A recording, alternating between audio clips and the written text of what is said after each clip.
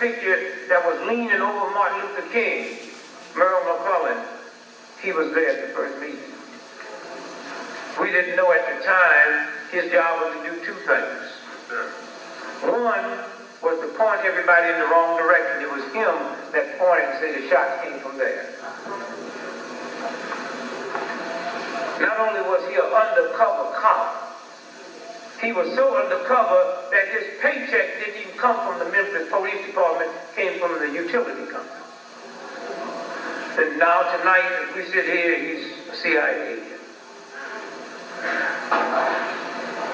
His other job was to infiltrate a little group of little juvenile thugs. They call themselves the Invaders. And y'all got to be careful about what y'all join just because they're yelling and screaming about white. Y'all got to be careful about what kind of evil, nasty black folks you get around that want to go blow up something and then wonder why you get arrested on your way there. Facts. Martin Luther King was preparing for the Poor People's March in Washington, D.C. He had many senators and many Congress people said, we don't think he should come here because we are afraid of the amount of violence that will be created. Martin Luther King's answer to that was, I've led demonstrations, there's been violence, but it wasn't on our side. It was people attacking us. Now, if I'm going to be blamed for that, then there's something wrong. So they decided that they would create a violent situation. And Merle McClellan, the undercover Memphis cop, had also infiltrated the Invaders. And it was when King came in for one day to lead that march. One day. To lead that march. One day. And it was their job to see to it that it broke into a ride so King could no longer say that I've never led a march that led to a ride. And that was to force him to come back for a second march so they could kill him. And so, all at once, the King family decides to sue Lord Charles on a wrongful death suit. Not that they wanted any money, so the first time the truth could be validated and documented. There's a lot of people upset about the Truth and Reconciliation Committee in South Africa, but 100 years from now, because of that, 100 years from now, nobody has to say, let me tell you what those black folks say they did to them. They can't say that now because white folks came and testified on the oath that this is what we did. Because of this trial, no longer will anybody be able to say, these conspirators allege this to have happened. It's documented under oath. They subpoenaed the captain who was over the fire station, which was across the street, firehouse number 2 from the Lorraine Hotel. 34 years later, he's 34 years older, 7 years old, fat, getting ready to die, wanting to find Jesus. So he came and raised his hand and told the truth. Would you give your name? Yes. How old are you?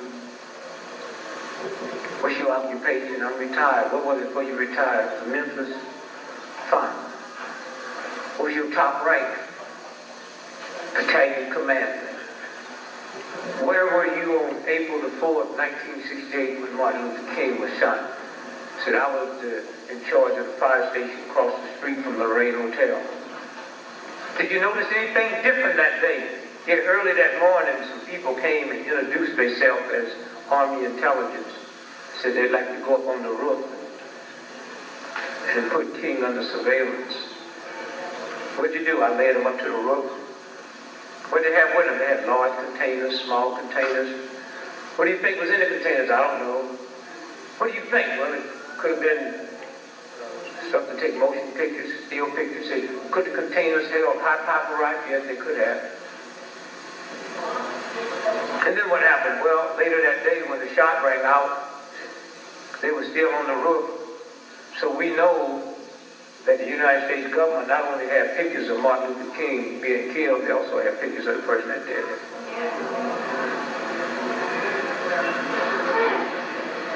So then what happened? So then I rushed across the street and ran up the steps where King was laying on the ground, and I helped put him on the stretcher. Said, did you get to see the wound? Say yes. Would you describe it to the jury? Say the wound was going up, which means he had been shot from down here, not up there.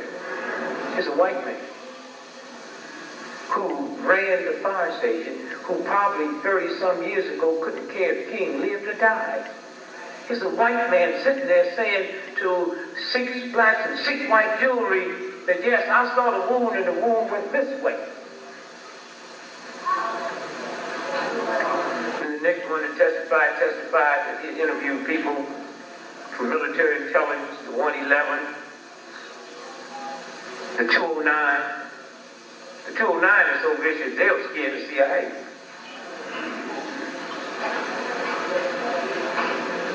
And the 184, that's the sniper team, that's the Rangers.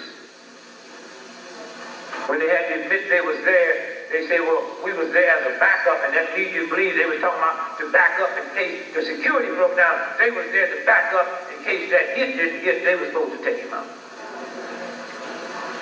That's what the jury heard. Lord John defense was real heavy.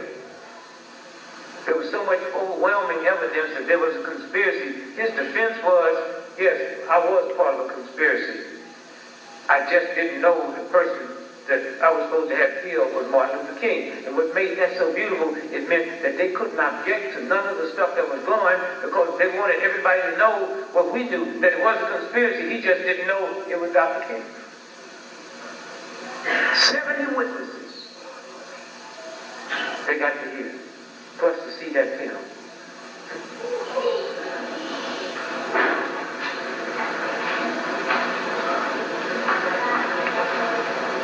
They got to listen to Earl Clark's wife. Who was Earl Clark? Well, when the shot rang out, the dude who shot took the rifle and gave it to Lord Jarvis, and he took it through the back of his restaurant window, and then he jumped over a concrete embankment, and there was a black cab driver called Butler, cab 58. He heard the shot. He didn't know King had been hit. He got out the cab to see what happened, see this white man jumping over this concrete embankment, so he followed him around the corner and watched him get into a police cruiser. That man who shot King was Earl Clark, Memphis cop. Dead now. But they subpoenaed his wife. She came to defend the good name of Earl.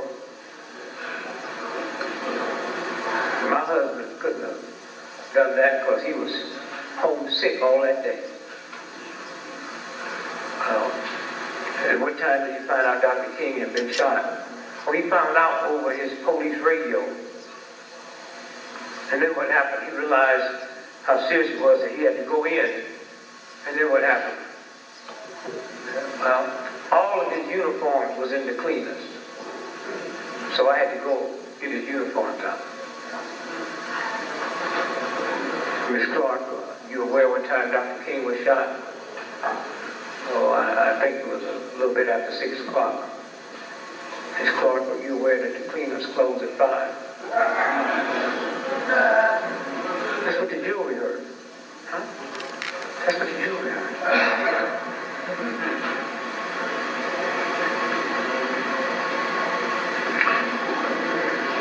There's an FBI agent by the name of Donald Wilson. He's the one that found the Mustang that Leon Oswald was driving.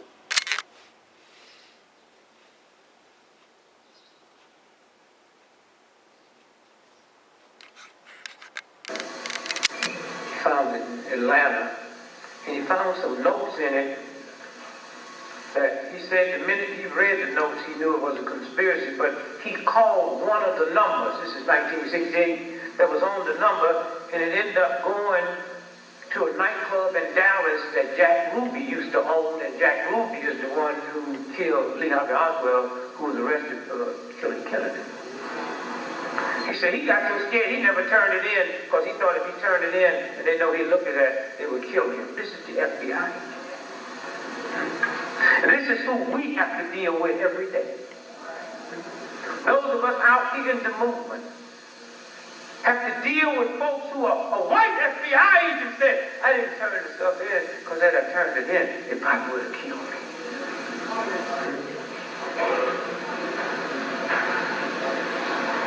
There's some of the things they heard at the trial. Just to set the record straight, James L. Ray never confessed to killing King. He pleaded guilty. There's a difference. If a cop grabbed me and said, I'll kill all your granddaughters if you don't say you took that purse, pleaded guilty. A confession means you have to know some of the intricate details that nobody else knows but the police who was there investigating it and the person that did it. He never confessed.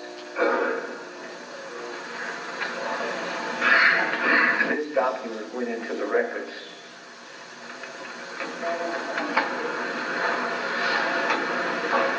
He had probably one of the best defense attorneys that had ever lived in the history of the planet at the time. His defense attorney was called Percy Foreman from Houston. Lawyers used to come in from all over the world and just go to this bar where he used to hang out and just sit and listen to Percy talk. He was James L. Ray's lawyer. James L. Ray was coming up to be sentenced on March the 10th.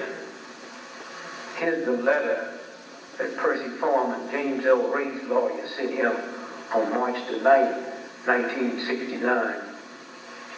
Percy Foreman, Houston, Texas, March the 9th, 1969. Mr. James Earl Ray, Shelby County Jail, Memphis, Tennessee.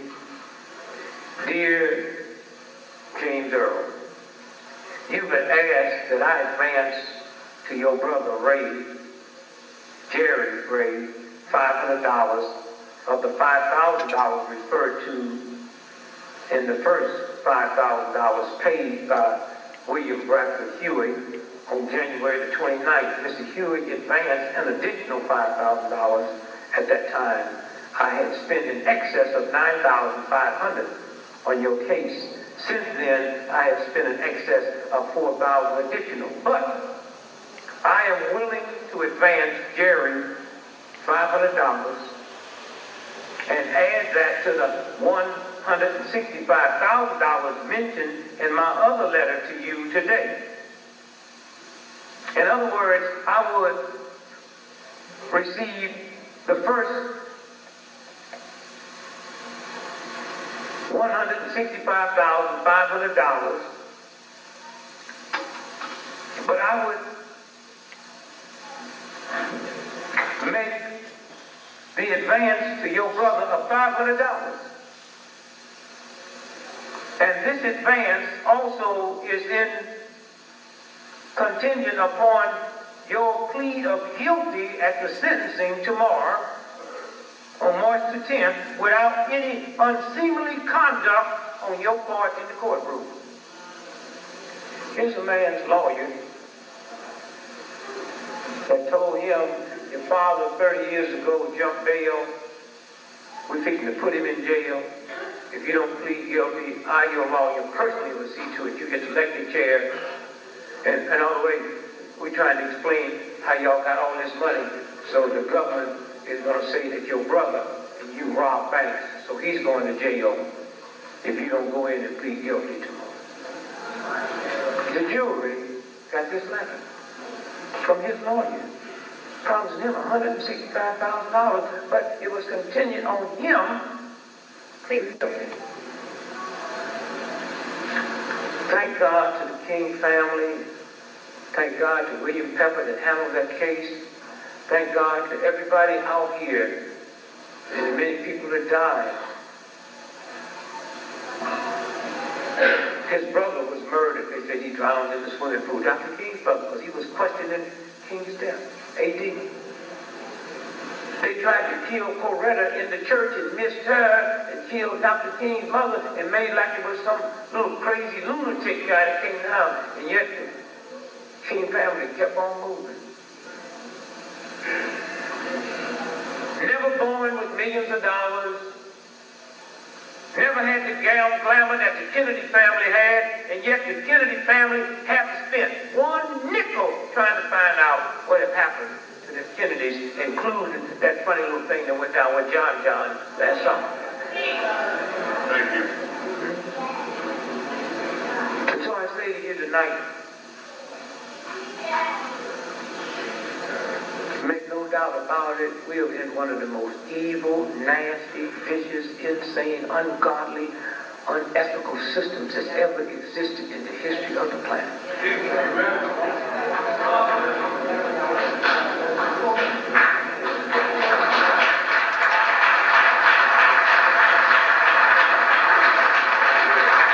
And not only will they kill black folks, they'll kill white folks that look like they're going to show us in a certain light. How many of y'all in here saw the movie The Green Mile? Thank you. How many of y'all didn't like it? I'll go back and see it again. I've seen it 13 times. And when you go back and really see what that movie's about, then you realize why Stephen King was hit with that truck. And then you realize why 2 months ago Stephen King had a press conference and said he'll never write again. And then you realize last Friday, this guy that got all kinds of bad records of driving went into court, one of the most powerful writers that ever lived, and got set free. And I'm going to say to you again, those of y'all that didn't like the movie, you should say a prayer that your mind will be open to see what you really saw. And those of you that haven't seen it, every day that goes by without you seeing it, you do the 70 trillion cells of your body a disservice. The Green Mile. Who saw it? You remember what the black man's name was? John Coffey. And those initials is J what? Go back and see the movie. And then read the New Testament, because that movie is the story of Jesus Christ. They just took a mentally retarded nigga and made him Jesus, and most of y'all didn't even see that, because y'all would expect a Ron Brown type nigga to be made Jesus. Huh? That white woman laying in the bed, that was Mary Magdalene. Y'all go back and see it. Those of you who didn't understand. Jesus Christ wasn't healing. He was pulling demons out of people, and he cast them in the pigs, and the pigs went crazy. In that movie, he pulled them demons out and cast it into that pig cough, and he went crazy. Y'all go back and see that movie again.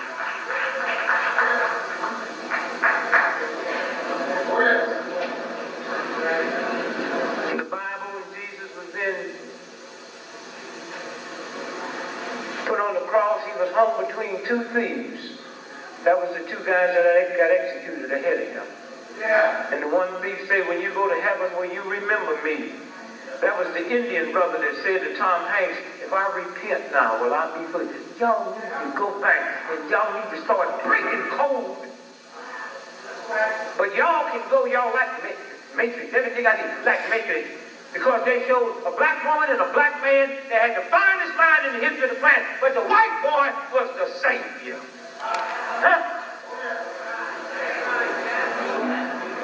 I ain't met a black person that didn't like it. How can you like that filth?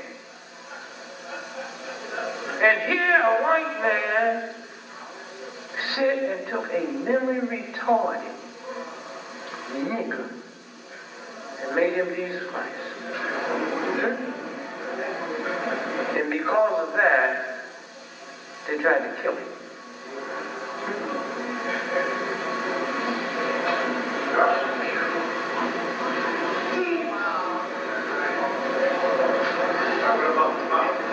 And when he said, I leave here and I join my Father in heaven.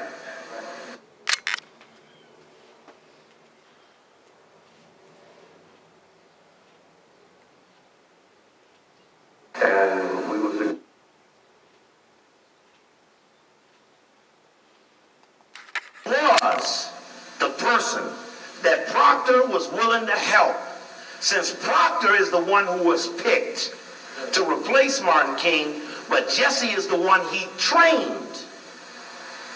If you would spend all this time on putting him in place, and you ain't got nobody else around Martin. Now, Andy was supposed to be shot with Martin, but Andy wasn't on the balcony. He was on the floor, so he didn't get it.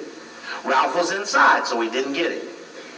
Key point, if you spend all that time, and Martin's about to say you an agent, do you understand that you got to press go on the assassination? Because now Martin is so continuously condemning you, you got wiretaps everywhere. And we know what he said about Jesse in front of everybody, but who knows what he said when it was just him and Ralph?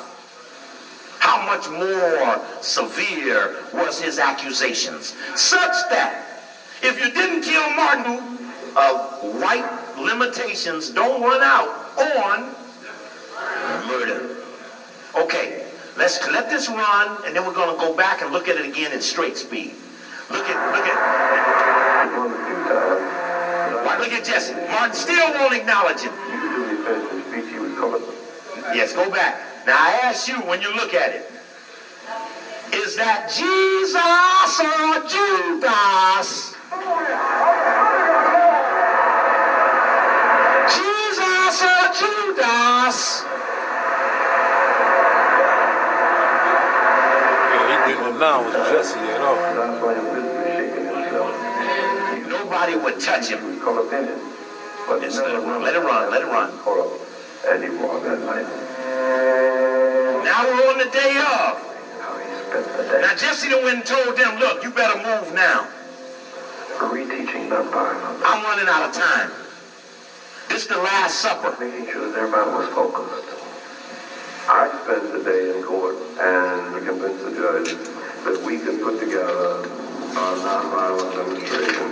When I came back to the hotel, he said, where have you been? I was looking for you all day long. And he picked up the pillow off the bed and he threw it at me. I was trying to explain to him that I'd been in court. And he said, don't you know you're supposed to call me and you need to let me know what's going on? I said, look, I was on the stand most of the day. And he was just feeling good. And every time I'd offer an excuse, he'd pick up another pillow and throw it at me. So after a little while, I just started thinking back. And everybody sort of picked up pillows, and we had just a very childish pillow fight. And then the last thing, he always liked to eat catfish until the rain went down.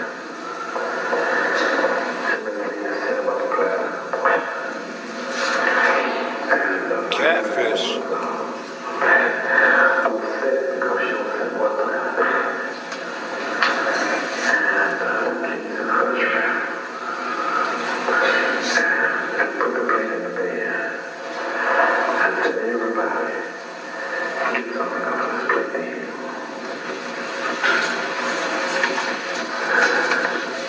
See these men break up trying to tell that story. Dinner was to be served at my home at 6 o'clock. I went to the room. They brought him on the balcony at 3:06. I said, oh. He was shot with a 30-06. Oh, no, I called the house and dinner is not until 6. So we are in no hurry. I said, oh, my goodness. But by doing that, it gave me the wonderful privilege of spending the last hour of his life in room 306. He and Ralph Abernathy and myself. And he and I were on the balcony. Ralph was still inside.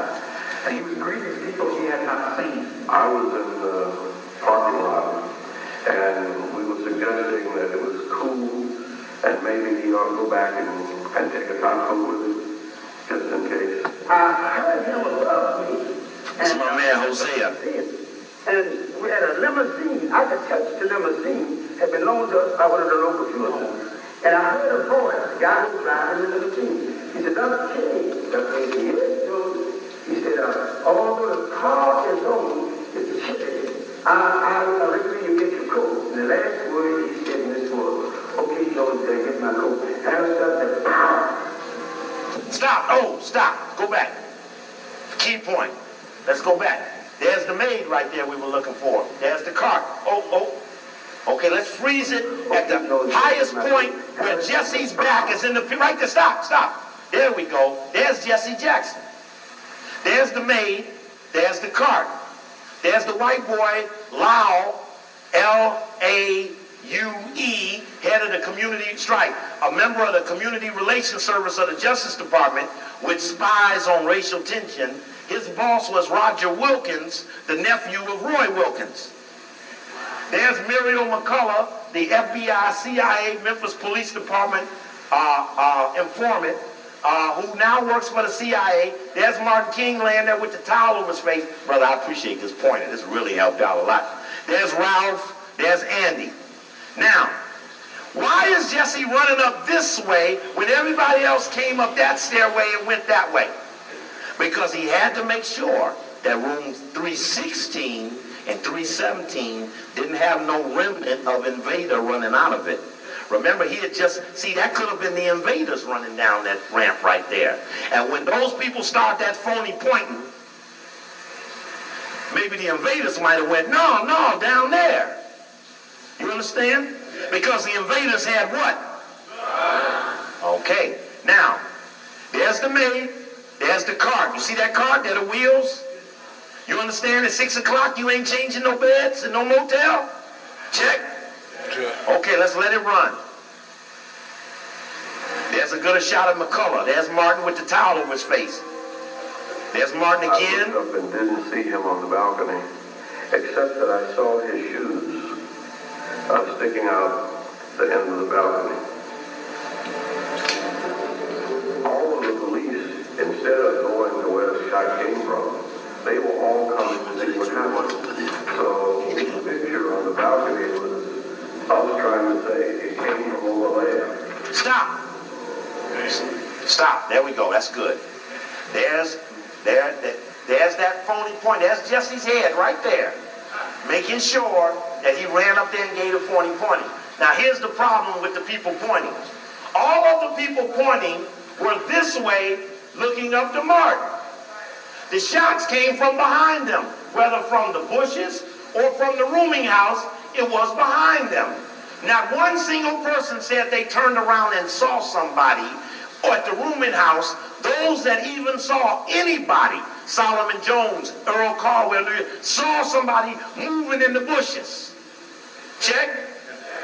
So how is it that those with their back turns suddenly become so definitive on something they didn't even see?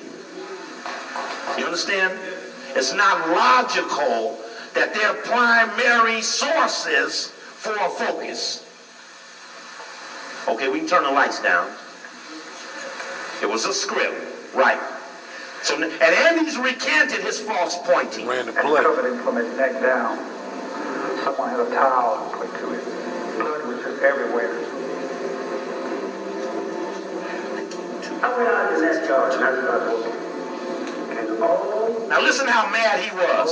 the hatred in my life, which was a lot of hatred, came up at me.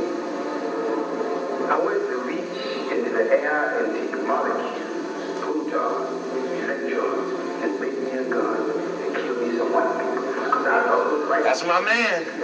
They came running close there.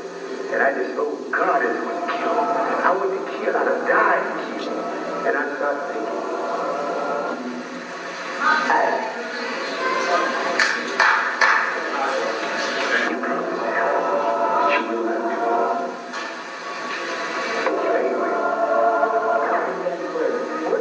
Okay, now watch this. After so much pressure being put on Jesse Jackson, Tim Russell of Meet the Press puts Jesse on April 5th, 1998, and takes him right back to that moment we just looked at. And who did Martin say speak for him that night? Who? Okay, listen to this. Turn it up. But it really doesn't matter with me now. Because I've been with the mountaintop.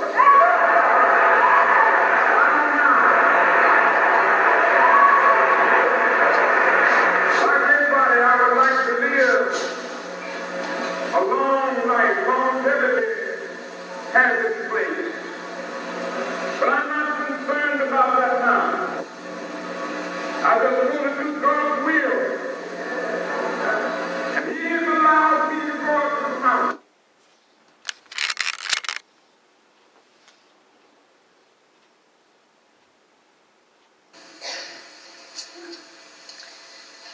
Good evening. We are honored tonight to present Dick. And we were suggesting that it was cool and maybe he ought to go back and take a taco with it, just in case. I heard him above me. It's my man Hosea. And we had a limousine. I could touch the limousine. Had been loaned to us by one of the local fuel homes. And I heard a voice, guy.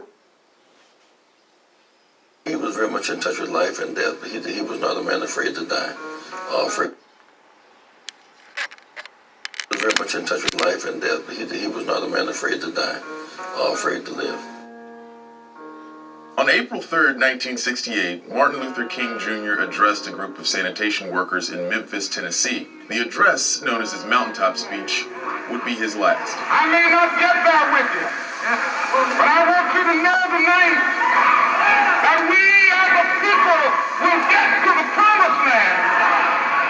50 years later, the memory of King's assassination is still fresh in the mind of civil rights leader Reverend Jesse Jackson, who saw it unfold.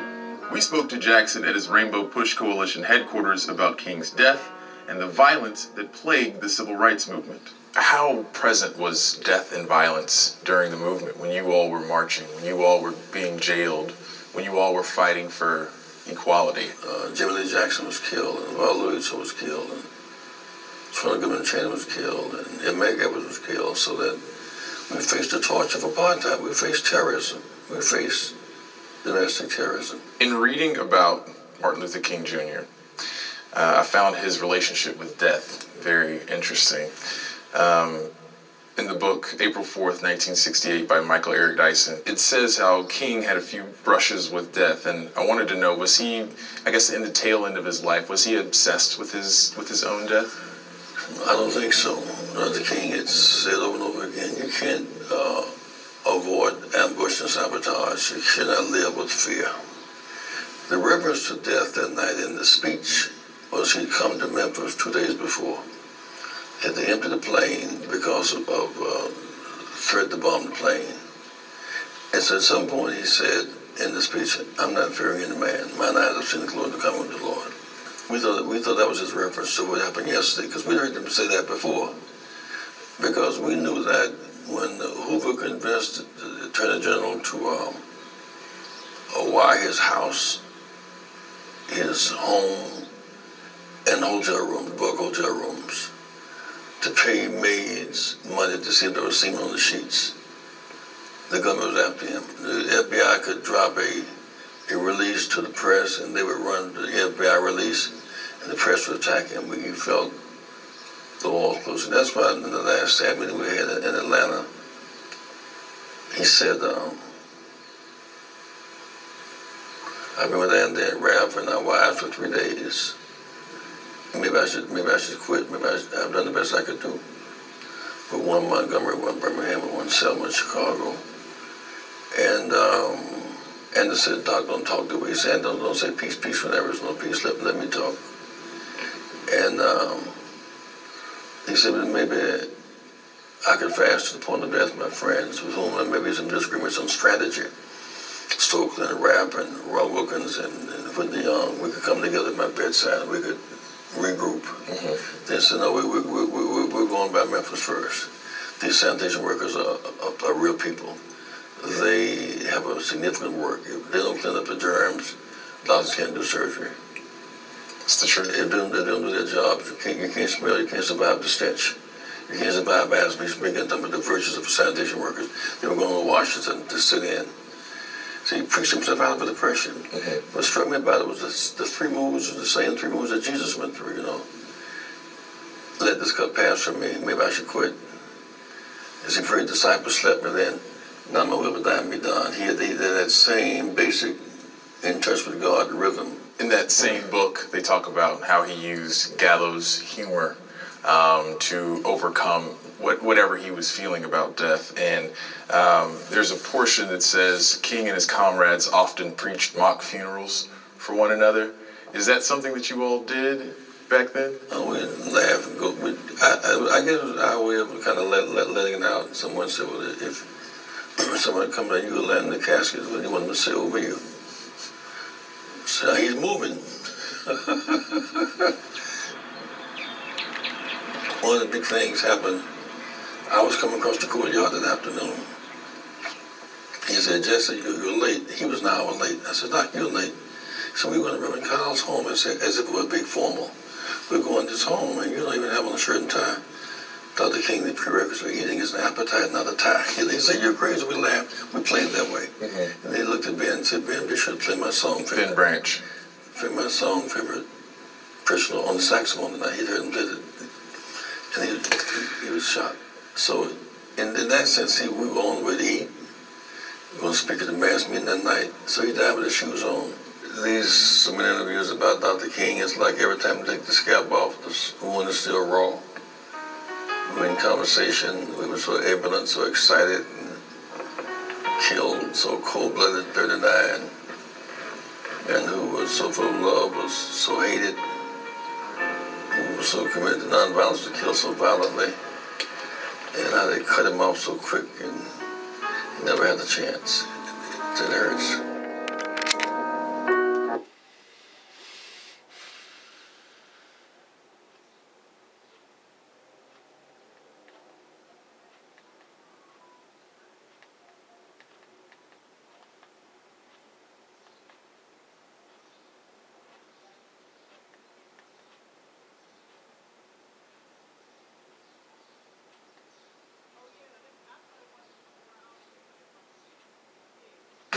We gathered real Pennsylvania seniors and asked them what they could do with an extra $1,000. Repairs, Groceries, medications. I'm sure I could easily spend $1,000 like that. Check your eligibility and apply online. Paid for with Pennsylvania taxpayer dollars.